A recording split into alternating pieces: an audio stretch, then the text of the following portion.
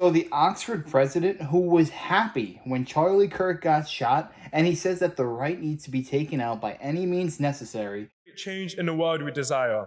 And side prop will argue that at times there is simply nothing else that can be required other than violent retaliation. And this is a view I wholeheartedly agree with.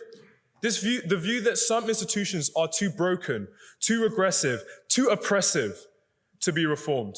Like cancers of our society, they must and they should be taken down by any means necessary. Before I talk about how deranged of a person this is, why don't you see the debate he has with Charlie Kirk a few months before his passing, and Charlie Kirk absolutely takes this guy to school.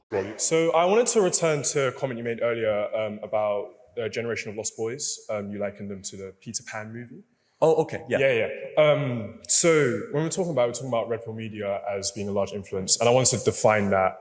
It's a reference to the Matrix in which a lot of these media heads I'm familiar with that. talk about unplugging yourself. And it's about waking up to the realization that, there is an active attack on masculinity, that men's rights need to be, that men are being oppressed in a way, and that men's rights need to be advocated for.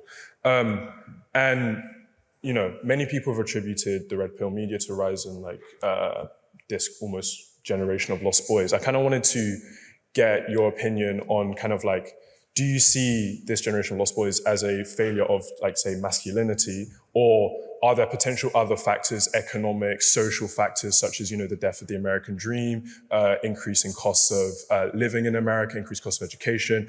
Are there any other reasons as to why this generation of lost boys might exist, or do you basically attribute it to I acknowledge all of that, of course. One of them, it's a very good faith question, and thank you. In America, we made a stupid decision in the 1970s, 80s, and 90s to shut down our factories in the middle part of the country and basically disenfranchise and deindustrialize tens of millions of working class men and tell them to go move to the cities and learn to code. I said this in the previous Q&A, but I can again, which is that a family used to be able to be supported on a single income of 35 weeks of labor a year. Now it takes upwards of 60 weeks of labor a year. However, given all the economic and social and all those factors, the largest of all of them is the cultural and the educational that has infantilized men and hyper-feminized them in the messaging, in the outreach, and in the treatment. And so I can give you specific examples. In what way has the education system infantilized men? I mean, every possible way, from the hypermedication of young men, from in the core curriculum in America, we learn about toxic masculinity from ages 8 in public schools in California and in New York. We never talk about toxic femininity. Do you agree that there's toxic femininity as well? I mean, I think it's an unfair double standard. Why? How can femininity not be toxic if masculinity can? I'm not saying they can't be. Do we teach kids about toxic femininity in our schools? No, tell me yes or no. I mean, I think that they come from two very different places. I think toxic masculinity comes from a level of misogyny, where I think toxic femininity often comes from a reaction to a misogynistic system which fundamentally oppresses and systematically oppresses women. And I'm not saying that toxic femininity is a good thing, but I'm saying it's a much more understood and valid reaction to a system of oppression versus toxic masculinity, which oppresses. Okay. So even if I grant you that, are they teaching toxic? Has that term ever been used in a school that you know of? What term? Toxic femininity? No, it's not. Oh, that's weird. So only one sex gets criticized and called toxic. Maybe that creates a backlash. Well, because one is creating a system of oppression. Oh, no, that's your interpretation. No, you can make every excuse under the book that you'd like, but only one chromosome set gets criticized, called that they're terrible and awful, and that women basically need to be go into the corporate world with no reservation. And young men see this pattern in the West and in our country from the authors, from the curriculum, from the music, from the movies. And we see, and of course, again, in the educational system proper, we have seen the infantilization of the young male. And so again, we know the data, you did agree to it, that young men are checking out completely, but we're actually living under a hyper-feminist West that is toxic. What does that mean? Speech police, feelings first, emotion over reason, community over individualism. We're seeing this. And by the way, is it working? Is the West stronger as it's become more feminine in the last 30 years? No. In fact, our morale is weaker. We're more suicidal. Our fertility rates are down. We have lost the balance. We've lost the yin and the yang between the male and the female. We lost what worked, and we have hyper-platformed. Your own prime minister, Boris Johnson, when he was talking at a summit, said we need to actually make things more feminine. Could you imagine if he said we need to make things more masculine? How does that sound to a dock worker in Brighton or someone in Essex? We need to make things more feminine? No. Instead, we need to restore the balance that God created man and women. And right now, and by the way, you want an example? Adolescence. How does that movie Adolescence not broadly generalize a theme that, first of all, doesn't exist, secondly, is like a slow motion, like humiliation ritual for the young boys of Britain?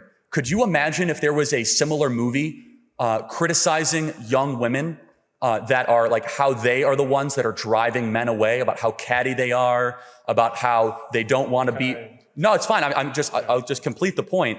I could give you data point after data point, and I would ask you the question, has the West grown stronger the more effeminate it has become? He's absolutely right, and I'll take it a point further. Not only have they been trying to feminize men, they've been doing everything in their power to emasculate men. Strong men are people who put themselves through the fire day in and day out to protect and provide for those that they love. The child and adolescents who were stabbing people, people who were school shooters, these are not strong men. I'm not gonna lie to you, strong men get angry, they get frustrated, but they don't ever show it. They internalize it. They become a stoic. They do things that are hard, not because they want to do it. They do it because it needs to be done. And for this guy at Oxford who's trying to say, men are toxic, but women can never be toxic. Do you not understand the hypocrisy? That doesn't make sense. And by stringing this narrative along, you're only making people more radical because they're fighting back against your idiocracy. And if you don't believe me that the Western world now is trying to demonize men, just go onto Google and type in a search, help, my wife is being mean to me. They're going to say something like, oh, you should try listening to her feelings, this, that, or the other.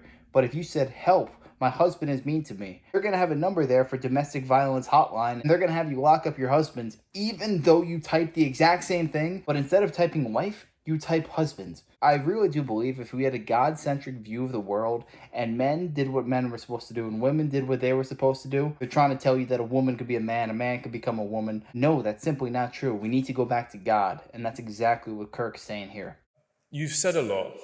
Yes, that's how a Q&A works. You ask the question and I answer, so I am the speaker. You know that's how it works. That's my turn, thank you. Okay, so on your point about adolescence, I don't think adolescence is a generalization. We are not saying that every young boy in the UK is like this. We're not saying every young boy goes through this process. It's an example of what can happen when people fall into this kind of media. I think it's like, and it's more of a story or a warning to what can happen to people that, you know, fall into these bubbles, who don't find the help that they necessarily need, that can turn violent. And like, this is a perfect example of toxic masculinity in which the boy feels like he's not affirmed in his masculinity and takes that out on women. Like that, we've also then seen like within men, like the largest contributor to like men's deaths right now is male suicide. Like, but I would argue that is not a factor of feminization, but instead a factor of masculinity. The idea that men can't be in touch with their feelings. You talked about a feeling first approach being effeminate. So men are simply not allowed to engage with their feelings at all, are like men not allowed to talk about their feelings. These are large contributors to a massive problem within men's spaces that lead to what is the highest contributor to men's death, suicide. And I think this idea that, you know, men simply go back to work and if they're economically assured, then suddenly everything is fine. And, you know, men's mental health was never an issue before like the 90s or whatever it was when we used to start affirming men's mental health, I think is an unfair, it's an unfair point to make, and I think it doesn't speak to a lot of issues that a lot of young men face, and I think it's a dishonest way to go about talking about this conversation. Okay, so which part would you like me to respond to?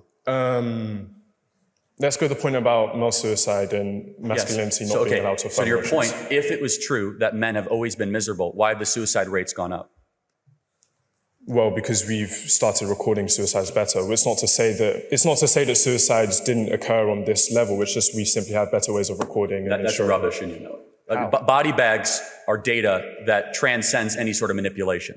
When a self-inflicted gun wound or being hung, it was not like a mass reporting issue 60 years ago in this country or in the West. It is a material fact because we know it's happening in the Anglosphere. It's happening in Australia, it's happening in America, it's happening all across Europe, that suicide rates of men are going up. Depression is going up. Yes. They are correlated together. It's not a reporting issue. There's something undergirding it. And in fact, just one other thing, your own prime minister endorsed adolescence. He sent out a tweet saying, I was shocked to the core when I watched this film and everyone should watch it. So that is an endorsement from the top leader, other than, the king of this country, of I don't even know, may the king endorse that. I mean, an endorsement is not a generalization. Well, hold on. No. He said, I'm troubled to the core of what this could become.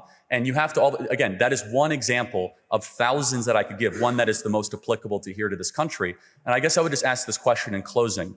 Do you think men would be happier if they are married and providing for a family? I don't think marriage or the institution of marriage is the only way a man can be happy. That's not what I said. I said generally happier. Do you think men will be generally happier if they're married, providing, and have children? I don't think that's a necessary factor to contribute to men's happiness. What is your solution to bring about male happiness in the West? Mine is men get married, have children, and provide. What is yours? That's a big question. I think an affirmation of their emotions, their emotional states. We've tried that. I think an openness to allowing men to express themselves in whichever way they want, even if that is in a more effeminate way or a Western, typically effeminate way. I don't think it's about ostracization. I don't think it's about promoting one simple institution of living and disregarding all of those else. Men are free to live single, men are free to be in gay relationships. I don't think that the institution of marriage privileges one to a life of happiness over any other way of living. So, of course, you have the agency to do that. With all due respect, have you been to London the last 10 years? Men can do whatever they want. I live in London. Are they happier?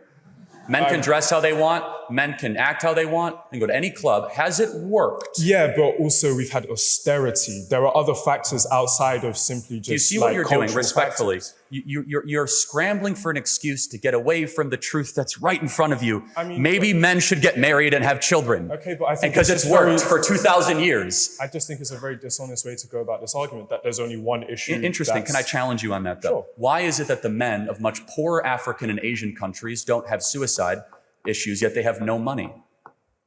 How do we know that? Oh, we know. Again, by empirical third-party reported data from the UN, from the US State Department, there is not a suicide crisis in sub-Saharan Africa. There's not a suicide crisis in Southeast Asia with young men. So explain to me that phenomenon. They're materially wealthy, they're not materially wealthy, and yet they're harming themselves. So why would you then say it's austerity?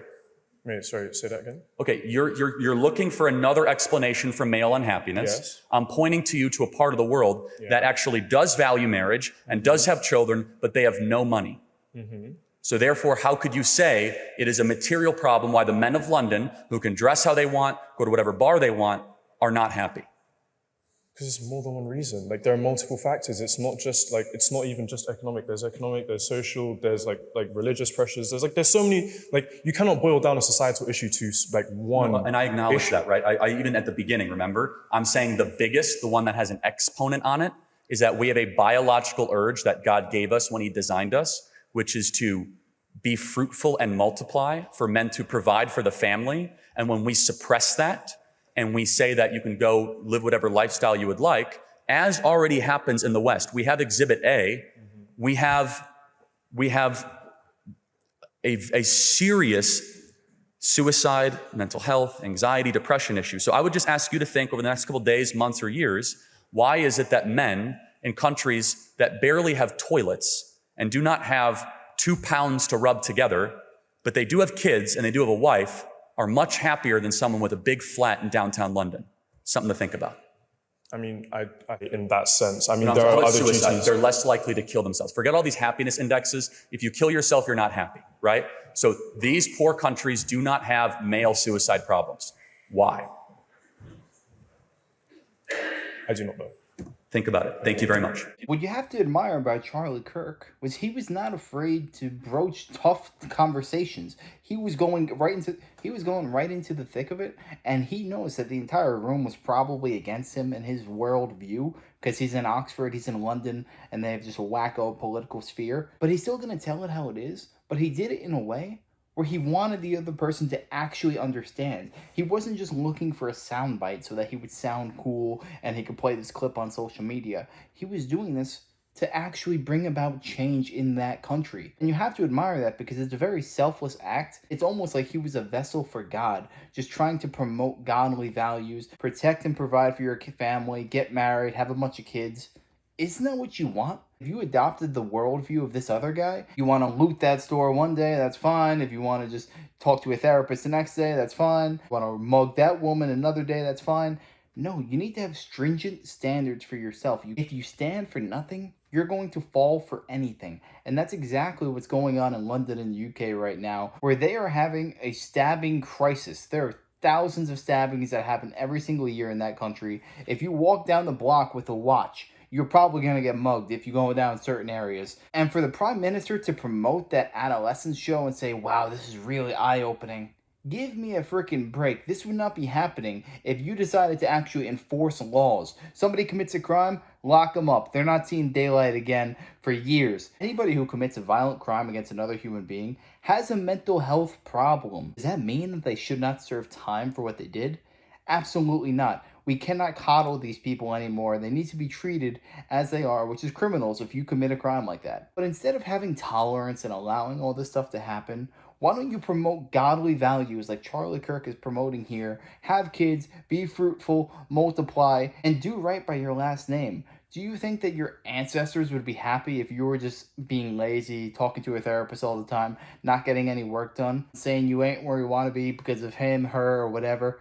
No, sometimes you just need to take self-accountability, recognize, you know what, I'm not where I want to be, and that is entirely my fault. Yeah, sure, I could have had some better breaks, but I need to do my best to put myself in the best position possible. Life is like a game of chess. And if you just allow yourself to be blown around like the wind and you don't have any standards for yourself, that's where you're going to run into trouble. That's where you're probably going to get arrested down the line. But what I found so interesting about this exchange is that this man right here was talking so bad about Charlie Kirk right after he passed. Did he say it was a terrible crime? My heart goes out to the Kirk family. I hope everything works out. Like, something needs to be done about the killer, mental health crisis.